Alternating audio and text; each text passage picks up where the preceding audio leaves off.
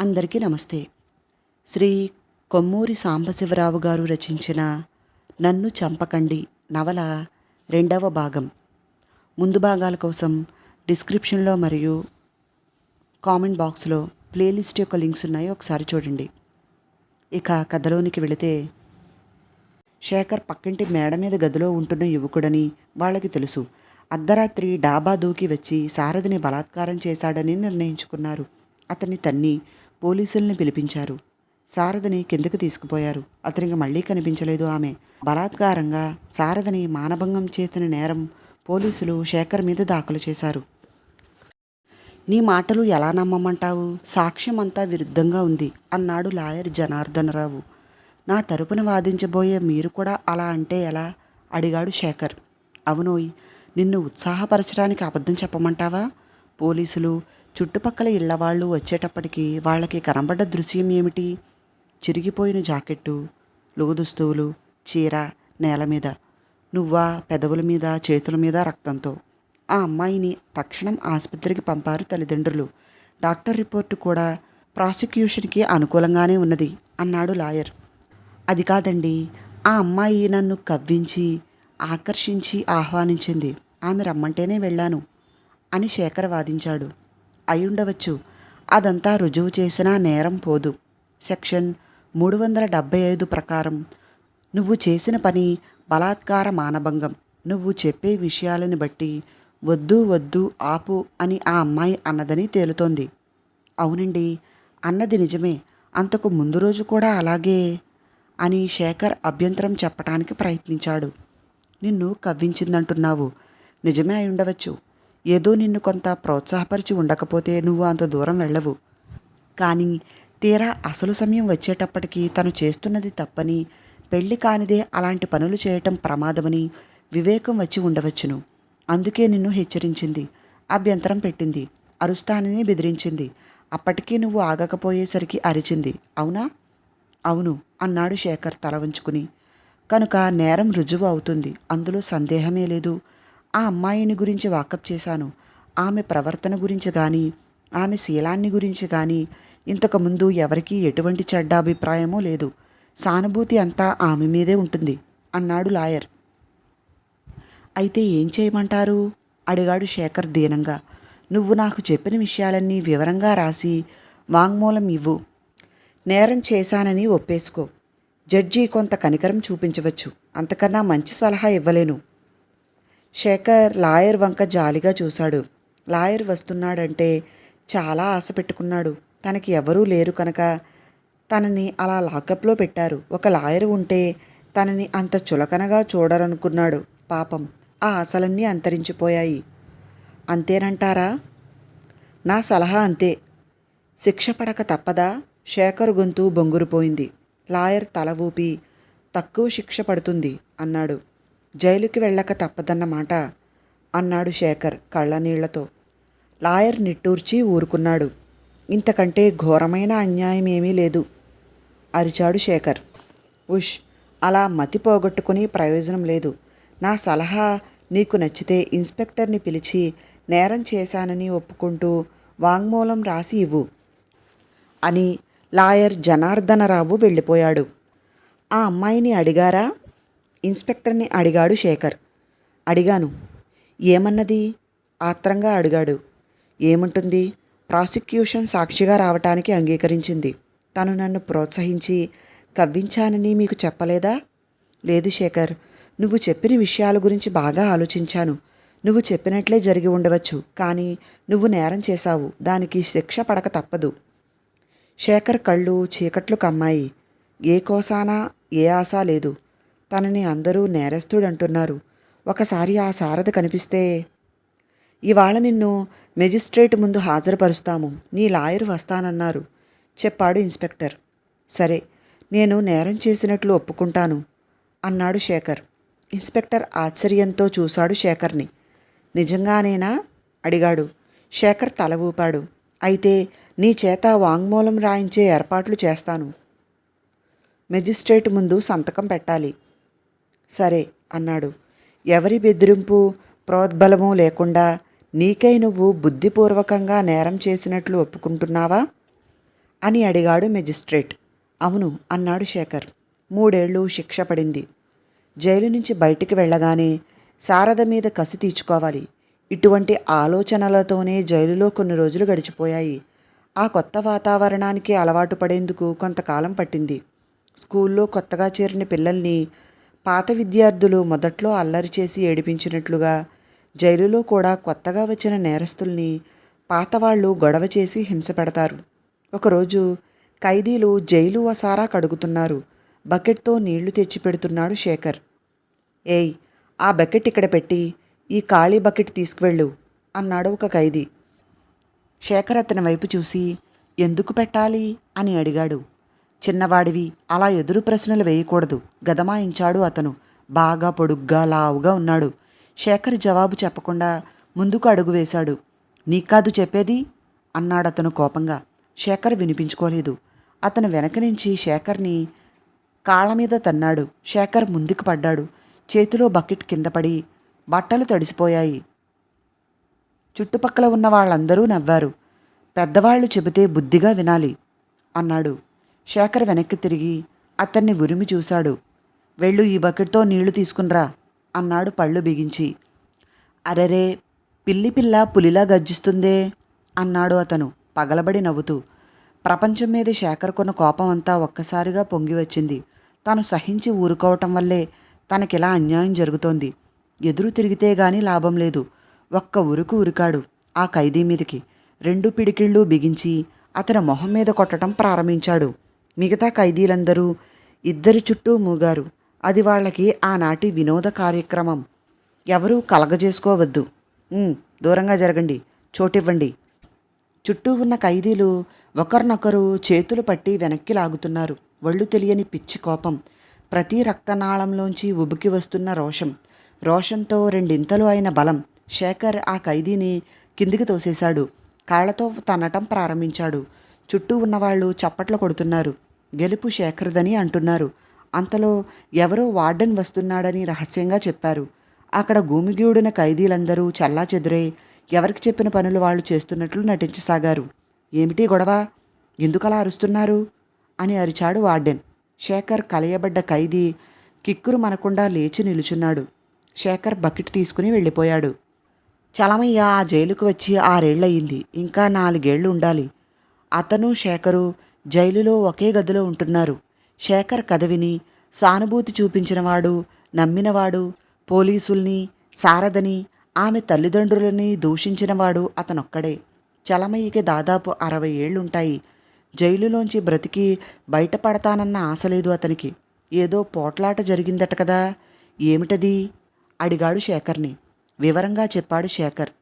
జాగ్రత్తగా ఉండు, వాడి మంచివాడు కాదు, కసి తీర్చుకునేందుకు కాచుకునుంటాడు అన్నాడు చలమయ్య. ఆ ఖైదీ తనకి ఎదురైనప్పుడల్లా శేఖర్ జాగ్రత్త పడుతూనే ఉన్నాడు.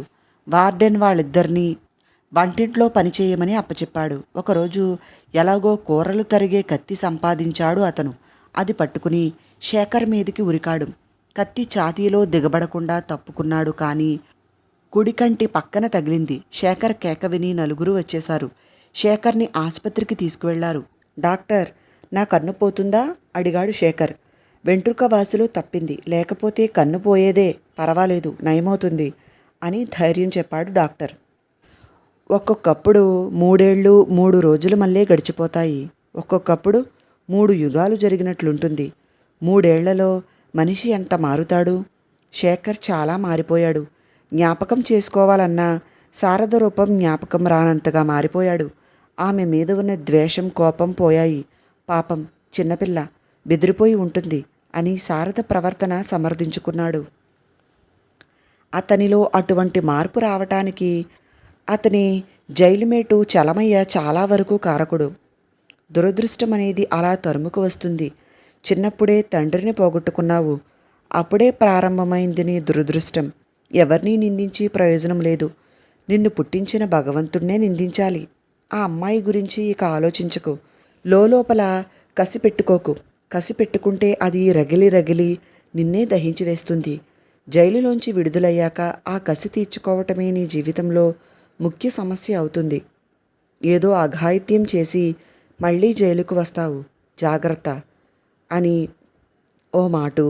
ఒకసారి జైలులోనికి వచ్చిన మనిషి మళ్ళీ జైలుకు రావటం కష్టం కాదు, అలవాటై భయం పోతుంది. జైలులోనికి వచ్చిన మనిషి బాగుపడి సన్మార్గంలోనికి వెళ్ళటం బహు అరుదు అని ఇంకొకసారి. ఎంతో వివేకం, ఎంతో ధైర్యం ఉంటే గాని ఒకసారి జైలుకి వెళ్ళాక నీ జీవితాన్ని నువ్వు సరిదిద్దుకోలేవు అని ఇంకొక మాటు చెప్పాడు చలమయ్య. అతని బోధ వల్ల శేఖర్లో మార్పు వచ్చింది. మళ్ళీ జైలుకు రాకూడదని నిశ్చయించుకున్నాడు. నేరమే కాక నేరంలా కనబడే పని ఏదీ చేయకూడదని నిర్ణయించుకున్నాడు. జైలులో బుద్ధిగా ఉన్నందుకు సత్ప్రవర్తనకి 6 నెలల ముందుగా శేఖర్ని విడుదల చేశారు.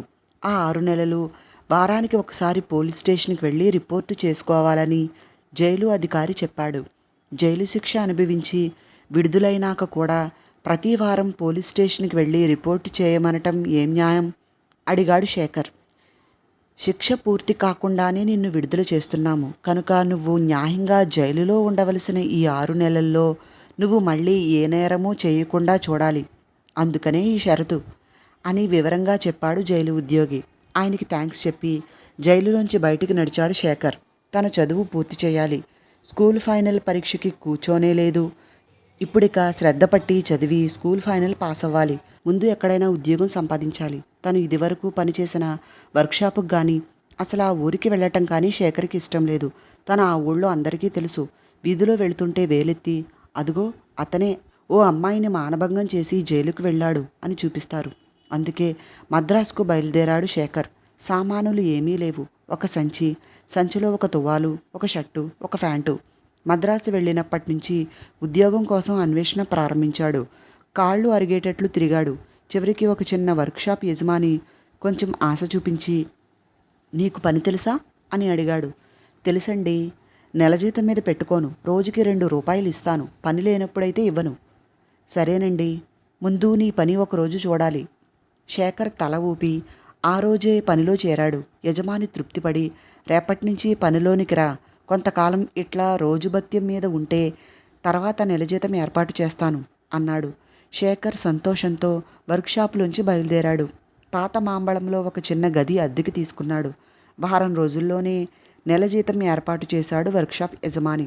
మొదటి నెల జీతం 60 రూపాయలు చేతికి రాగానే తిన్నగా దగ్గరలో ఉన్న ట్యుటోరియల్ కాలేజీలోనికి వెళ్ళి జీతం కట్టి అవసరమైన పుస్తకాలు కొనుక్కున్నాడు.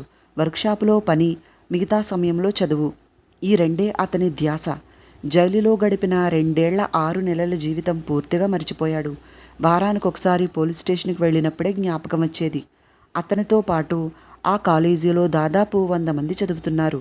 వాళ్లలో కొంతమంది ఆడపిల్లలు కూడా ఉన్నారు. శేఖర్ ఆ ఆడపిల్లల వైపు కన్నెత్తు కూడా చూసేవాడు కాదు. వాళ్లలో ఎవరైనా అతన్ని పలకరిస్తే సూటిగా సమాధానం చెప్పి మొహం తిప్పేసుకునేవాడు. సహ విద్యార్థులతో కూడా చనువుగా ఉండేవాడు కాదు. వాళ్ళని పోసుకుని తిరగటం మంచిది కాదనుకున్నాడు. అలా 3 నెలలు గడిచాయి. రోజు సాయంకాలం 7 గంటలకి క్లాసు పూర్తయ్యేది. ఒకరోజు 9 గంటలకి కానీ క్లాసు వదల్లేదు. శేఖర్ పుస్తకాలు సర్దుకుని బయలుదేరబోతున్నాడు. ట్యుటోరియల్ కాలేజీకి అతని గది 1 మైలు దూరంలో ఉన్నది. శేఖర్ గారు అన్న పిలుపు వినబడగానే వెనక్కి తిరిగాడు. మీరు పాత మాంబళంలోనే కదా ఉండటం అడిగింది ఆమె. శేఖర్ తల ఊపాడు. బాగా చీకటి పడ్డది, ఒంటరిగా వెళ్ళలేను, మీతో వస్తాను అన్నదామె. శేఖర్ కంగారుగా చూస్తూ, సారీ, నేను పాత మాంబళం వెళ్ళటం లేదు అన్నాడు. ఏరుకోరి ఒక అందమైన అమ్మాయి తోడు రమ్మని పిలిస్తే అలా నిరాకరిస్తూ జవాబు చెప్పిన మనిషి ఎవరా అని మిగతా విద్యార్థులు తేరిపారా చూశారు అతన్ని. శేఖర్ ట్యుటోరియల్ కాలేజీలోంచి బయటికి వెళ్ళాడు. తను అంత దురుసుగా జవాబు చెప్పినందుకు ఆ అమ్మాయి ఏమనుకున్నదో. అందరూ శారదలాంటి వాళ్లే ఉంటారా? అయినా ఎవరు ఎటువంటి వాళ్ళో తనకెట్లా తెలుస్తుంది? నిజానికి తను తిన్నగా తన గదికే వెళుతున్నాడు. వెళ్ళి వంట చేసుకోవాలి. హోటల్ భోజనం వల్ల ఆరోగ్యం చెడిపోతుందని స్వయం పాకం ప్రారంభించాడు. తోవలో ఆ అమ్మాయి తనని చూస్తే ఏమనుకుంటుందో. మీరు ఇంకా ఇక్కడే ఉన్నారా అని అడిగింది. ఆ అమ్మాయి కూడా అప్పుడే వీధిలోనికి వచ్చి అన్నాడు. పాత మాంబళం వీధుల్లో దీపాలు సరిగ్గా ఉండవు, అందుకని తోడు అడిగాను అని పక్కనే నడుస్తుంది ఆమె. ఆ అమ్మాయి నుంచి తప్పించుకోవటం ఎలాగా అని ఆలోచిస్తున్నాడు అతను. ఇంత రాత్రివేళ ఎక్కడికి వెళుతున్నారు? భోజనానికా అడిగింది ఆ అమ్మాయి. నా గదికి వెళ్ళి వంట చేసుకోవాలి. మీరే వంట చేసుకుంటారా? శేఖర్ తల ఊపాడు. ఆలస్యం అయిందని ఇవాళ హోటల్కి వెళుతున్నారా? శేఖర్కి అబద్ధం చెప్పటం అలవాటు లేదు. గదికి వెళ్ళి వంట చేసుకుంటాను అన్నాడు. ఆ అమ్మాయి నవ్వింది. పాత మాంబళానికి వెళ్ళే రోడ్డులోనికి తిరుగుతూ వస్తాను అన్నది. తను మర్యాద లేకుండా ప్రవర్తిస్తున్నాడని శేఖర్కి తెలుసు. తన ప్రవర్తనకి పాపం ఆ అమ్మాయి ఎంత నొచ్చుకుంటున్నదో. నేను అటే వెళ్ళాలి అన్నాడు. ఏం, ఎక్కడికో వెళ్ళాలన్నారు కదూ? మానేశాను. ఇద్దరూ నడుస్తున్నారు. శేఖర్ ఆ అమ్మాయి వైపు చూడటమే లేదు, తల పైకెత్తటం లేదు. ఆ అమ్మాయికి 4 అడుగులు దూరంలో వెళుతున్నాడు. నా పేరు తెలుసా అని అడిగింది ఆమె. తెలియదు. లత, మా ఇల్లు బరోడా వీధిలో ఉంది. శేఖర్ బరోడా వీధిలోంచి పక్క వీధిలోనికి తిరిగాడు. ఇది మా ఇల్లు అన్నది ఆమె ఇంటి దగ్గరికి వెళ్ళగానే. చిన్న గేటు. గేటుకి 10 గజాల దూరంలో ఇల్లు. రేడియోలోంచి పాట వినబడుతోంది. హాల్లో కుర్చీలు. ఓ కుర్చీలో కూర్చున్న 50 ఏళ్ల మనిషి వీధిలోనికి కనిపిస్తున్నాడు. గేటు తీస్తున్న చప్పుడు కాగానే ఆయన వసారాలోనికి వచ్చి ఎవరు అని అరిచాడు. నేనే నాన్నగారు అని చెప్పి శేఖర్ వైపు తిరిగి లోపలికి రండి, మా నాన్నగారిని పరిచయం చేస్తాను అన్నది. వద్దు, వెళ్ళాలి ప్లీజ్ అన్నది ఆమె. లత తండ్రి వసారాలోంచి గేటు దగ్గరికి వచ్చాడు. వస్తూ వీధిలో నిలుచుని ఉన్న శేఖర్ని పరీక్షగా చూశాడు. ఇవాళ క్లాసు ఆలస్యంగా వదిలారు నాన్న. ఈయన మా కాలేజీలోనే చదువుతున్నారు. పక్క వీధిలో ఉంటున్నారు. నాకు తోడు వచ్చారు. పేరు శేఖర్. ఈయన మా నాన్నగారు అని పరిచయం చేసింది ఆ అమ్మాయి. లోపలికి రాబోయ్ అని పిలిచాడాయన. శేఖర్ ఇంట్లోనికి వెళ్ళక తప్పింది కాదు. హాల్లో కూర్చున్నాడు. లత తండ్రి వరుసగా ప్రశ్నలు అడుగుతున్నాడు. అన్ని ప్రశ్నలకు సూటిగా సమాధానాలు చెబుతున్నాడు శేఖర్. అయితే నువ్వు పగలంతా ఆటోమొబైల్ వర్క్షాపులో పనిచేసి రాత్రిళ్ళు చదువుకుంటున్నావన్నమాట. ఇలాంటి దీక్ష అందరికీ ఉంటే దేశం ఎంత బాగుపడిపోనో. తల్లిదండ్రులు బోలెడంత డబ్బు ఖర్చు పెట్టి చదివిస్తూ ఉంటే సినిమాలు చూస్తూ కాలం గడిపి పరీక్షలు వరుసగా తప్పే కుర్రాళ్ళు నిన్ను చూసి బుద్ధి తెచ్చుకోవాలి అంటూ శేఖర్ని మెచ్చుకుంటూ మాట్లాడాడు ఆయన. 10 నిమిషాల తర్వాత శేఖర్ లేచాడు. ఇప్పుడు ఇంటికి వెళ్ళి వంట చేసుకుంటావా? నాన్సెన్స్, ఈ రాత్రి మా ఇంట్లో భోజనం చెయ్యాలి అని బలవంతం చేసి శేఖర్ని వెళ్లకుండా ఆపేశాడాయన. లత తండ్రి రామ్మూర్తి ఎలక్ట్రిసిటీ బోర్డులో సూపరింటెండెంట్ ఉద్యోగం చేస్తున్నాడు. ఆయనకి 2 పిల్లలు. లత తర్వాత 14 ఏళ్ల కొడుకు 4వ ఫారం చదువుతున్నాడు. లత స్కూల్ ఫైనల్ చదువుతుండగా టైఫాయిడ్ జ్వరం వచ్చి ఆ ఏడు తరగతి చదువు ఆపేసింది. ట్యుటోరియల్ కాలేజీలో చేరి స్కూల్ ఫైనల్ పూర్తి చేస్తోంది. తన తండ్రికి శేఖర్ మీద చాలా మంచి అభిప్రాయం ఏర్పడింది మొదట్లోనే. బలవంతం చేస్తే గాని ఇంట్లోనికి వచ్చేవాడు కాదు. కాఫీ, ఫలహారం ఇస్తే చాలా మొహమాట పడిపోయేవాడు. లతని కన్నెత్తి చూడటానికి కూడా జంకేవాడు. చదువు, పని ఆ రెండే అతని ధ్యాస. అతని గతాన్ని గురించి తరచి తరచి అడిగేవాడు రామ్మూర్తి. జైలుకి వెళ్ళిన విషయం తప్ప మిగతా అన్ని విషయాలు ఉన్నవి ఉన్నట్లు దాపరికం లేకుండా చెప్పేశాడు శేఖర్. అతన్ని గురించి అంత మంచి అభిప్రాయం కలగటానికి చాలా వరకు అతని నిజాయితీయే కారణం. కంటి మీద గాయం ఎలా తగిలిందని 1-2 సార్లు లత తమ్ముడు అడిగాడు. ఏదో గుచ్చుకుంది అన్నాడు. ఏం గుచ్చుకుంది? చాలా చిన్నప్పుడు, జ్ఞాపకం లేదు. శేఖర్ చెప్పిన అబద్ధం అదొక్కటే. వాళ్ళ కుటుంబానికి దూరంగా ఉండాలనుకున్నాడు కానీ వీలు కాలేదు. కాలేజీ నుంచి ఇంటికి వెళుతున్నప్పుడు రోజు లత అతనితో బయలుదేరేది. ఆ అమ్మాయి ఇంటి వరకు తోడు వెళ్ళటం ఒక బాధ్యత అయింది అతనికి. ఆమె తల్లో తండ్రో బయటికి వచ్చి లోపలికి రమ్మనేవాళ్ళు.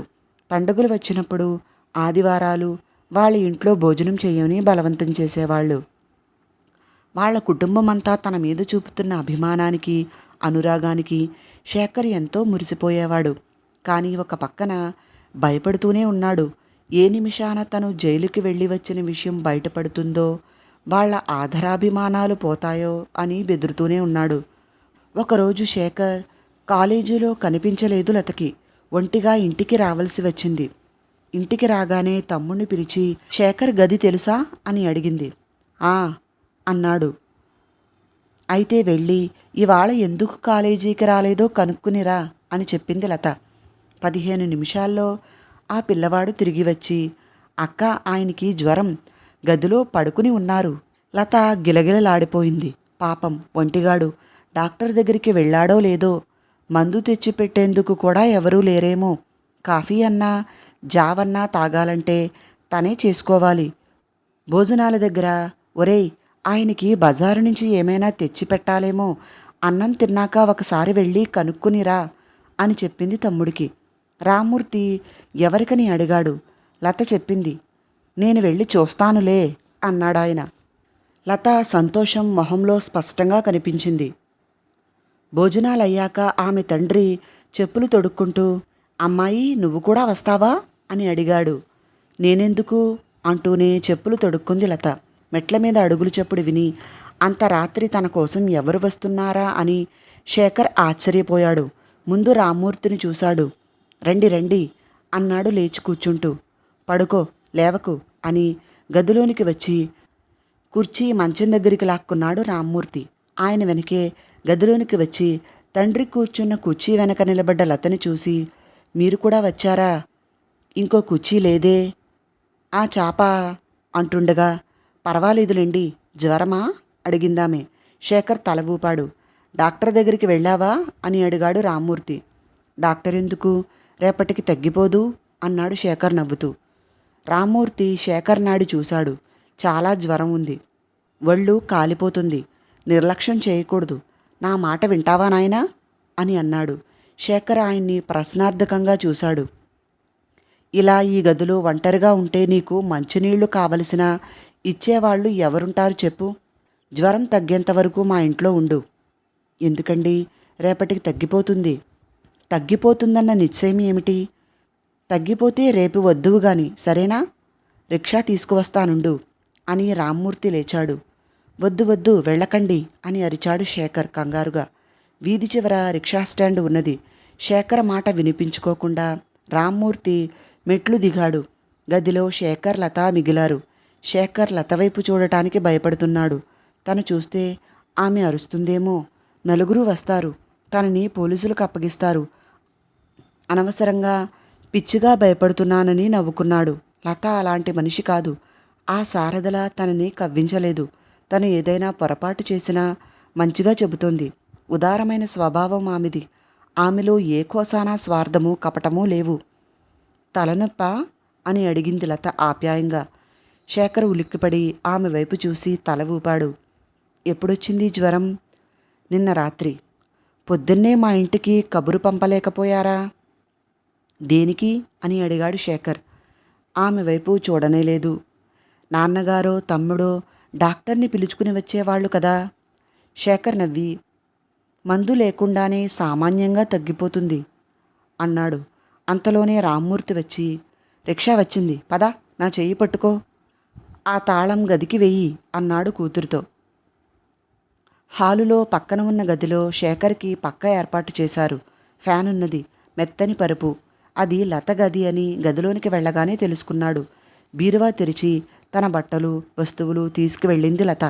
ఆమె తల్లి హార్లిక్స్ తెచ్చి ఇచ్చింది. మీరు చాలా శ్రమ పడుతున్నారు అన్నాడతను.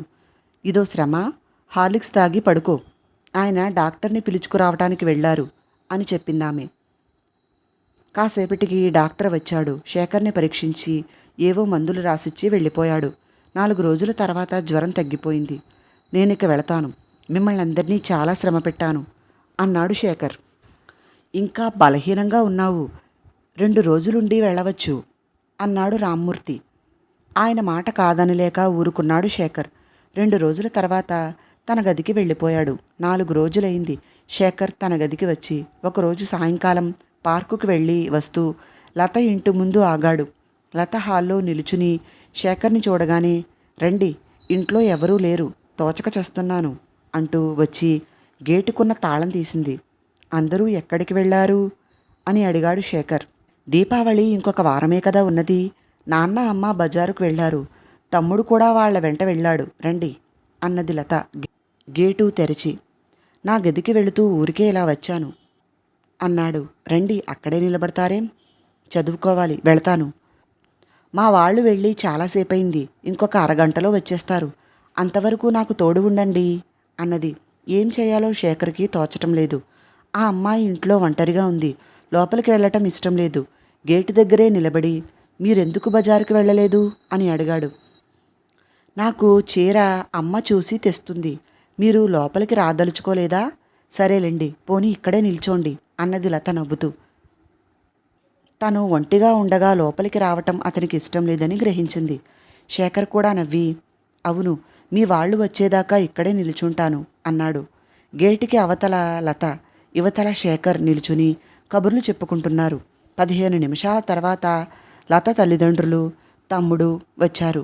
ఏమోయ్, గేటు దగ్గరే నిలబడ్డావేం, లోపలికి రా అంటూ ఆహ్వానించాడు రామ్మూర్తి. ఆయన వచ్చి 15 నిమిషాలైంది నాన్న, లోపలికి రమ్మంటే రాలేదు అన్నది లత. రామ్మూర్తికి శేఖర్ మీద చాలా మంచి అభిప్రాయం ఏర్పడింది ఇదివరలో. ఇప్పుడది రెట్టింపయింది. తగిన శిక్షణ లేకుండా పెరిగిన ఎంత మర్యాద, సభ్యత, మంచితనం ఉన్నాయో అనుకున్నాడు. రావయ్యా రా. టర్లిన్ షర్ట్ కొనమని వేపుకు తిన్నాడు వీడు, వచ్చి చూడు. ఆ రోజు శేఖర్ వాళ్ళింట్లోనే భోజనం చేశాడు. అతను వెళ్ళిపోయాక రామ్మూర్తి కూతుర్ని వసారాలోనికి పిలిచి, అమ్మాయి, శేఖర్ గురించి నీ అభిప్రాయం ఏమిటి అని అడిగాడు. అంటే అడిగింది లత ఏమీ తెలియనట్లు. తన తండ్రి ఏమి అడుగుతున్నది ఆమెకి తెలుసు. గుండె కొట్టుకుంటున్నది. కులము, కుటుంబము, ఇతర పట్టింపులు లేవు నాకు. మంచివాడు, యోగ్యుడు, సంపాదించి సంసారం పోషించగల స్తోమత ఉంటే చాలు. నీకు శేఖర్ అంటే ఇష్టమేనా? ఇష్టమేనని అనుకుని అడుగుతున్నాను. లత కళ్ళు చెమ్మగిల్లాయి. నాన్న, అమ్మ ఒప్పుకుంటుందా అని అడిగింది. నేను చెబుతానుగా, శేఖర్ని చూస్తే మీ అమ్మకి మంచి అభిప్రాయం ఉన్నది. ఆయన అభిప్రాయం ఎట్లా ఉందో నేను కనుక్కుంటాను అని అన్నాడు రామ్మూర్తి. మర్నాడు రాత్రి లతతో ఇంటి వరకు శేఖర్ తోడు వెళ్ళినప్పుడు, శేఖర్, ఒక క్షణం ఆగు, నేను వస్తున్నాను అన్నాడు రామ్మూర్తి. శేఖర్తో అతని గదికి వెళ్ళాడు. శేఖర్, నిన్ను ఒక విషయం అడగాలనుకుంటున్నాను అన్నాడు రామ్మూర్తి. ఏమిటండి? నీ వయసెంత? 23. పెళ్లి విషయంలో ఏమైనా ఆలోచించావా?